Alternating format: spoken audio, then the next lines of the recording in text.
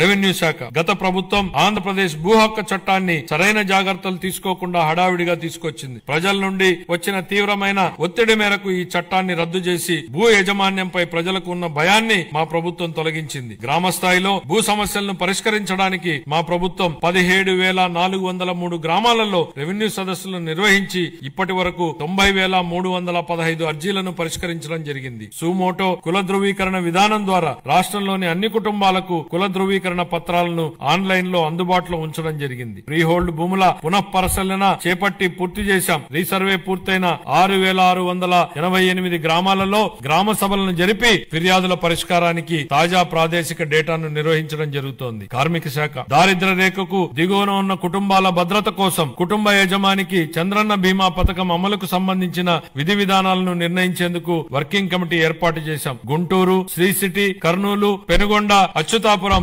శ్రీకాకుళం మరియు నెల్లూరు జిల్లాలలో ఈఎస్ఐ ఆసుపత్రుల నిర్మాణానికి భూములను గుర్తించడం జరిగింది. తిరుపతిలో ఈఎస్ఐ ఆసుపత్రిని 50 నుండి 100 పడకలకు పెంచడానికి ఆమోదించడం జరిగింది. ఇతర విధానాలు గౌరవ ముఖ్యమంత్రి గారి మార్గదర్శకంలో ఈ కింద ముఖ్య విధానాలను మా ప్రభుత్వం తీసుకొస్తోంది. వైబిలిటీ గ్యాప్ ఫండింగ్ ఆర్థిక శాఖకు సంబంధించి కొన్ని కీలక అంశాలు ప్రస్తావించాలి అధ్యక్ష. బడ్జెట్ అనగానే రూపాయి రాక పోక, కేటాయింపులు, అప్పులు, ఆదాయం, ఖర్చులు, లోటు మిగులు, రెవెన్యూ వ్యయం, మూలధన వ్యయం ఇవి సామాన్యుడికి అర్థం కాని పడికట్టు పదాలు. ప్రజల కోసం పెట్టే బడ్జెట్ ను ప్రజలకు అర్థమయ్యే భాషలో చెప్పాల్సిన బాధ్యత మనపై ఉంది అధ్యక్ష. గతంలో ఎన్నడూ లేని విధంగా మూలధన వ్యయం గురించి ఎక్కువ చర్చ జరుగుతోంది అధ్యక్ష. మూలధనం వ్యయం అంటే ఏమిటనేది సామాన్యుడి భాషలో చెప్పాలంటే ఒక రైతు భూమిని కొనడం మూలధన వ్యయం, ఆ భూమిని సాగు చేసుకోవడానికి అవసరమైన బావి తవ్వడం, బోర వేయడం మూలధన వ్యయం. ఇలా ఆ రైతు పెట్టిన ఆ మూలధన వ్యయం వలన అతని పొలంలో పంటలు పండుతాయి, ఆదాయం వస్తుంది. అలాగే ప్రభుత్వానికి మూలధన వ్యయం ఉంటుంది. సాగునీటి ప్రాజెక్టులు,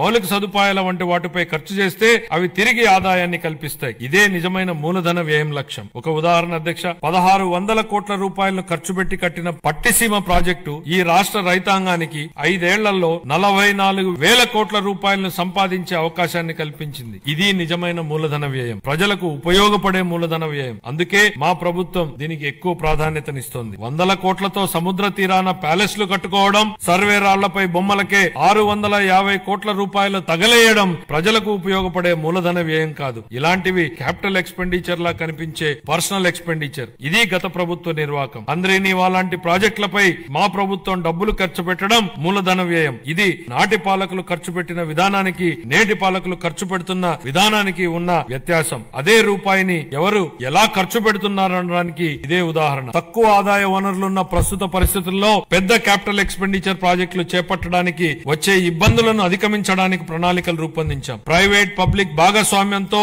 కొత్త అభివృద్ధి పనులు చేపట్టేందుకు ప్రోత్సాహకంగా ప్రాజెక్టు వ్యయంలో 20% వరకు వైబిలిటీ గ్యాప్ ఫండింగ్ కోసం ఓ వినూత్న పథకాన్ని ప్రవేశపెడుతున్నామని ప్రకటిస్తున్నాం. దీనికోసం 2,000 కోట్ల రూపాయల కార్పస్ ఫండ్ ను ప్రతిపాదిస్తున్నాం.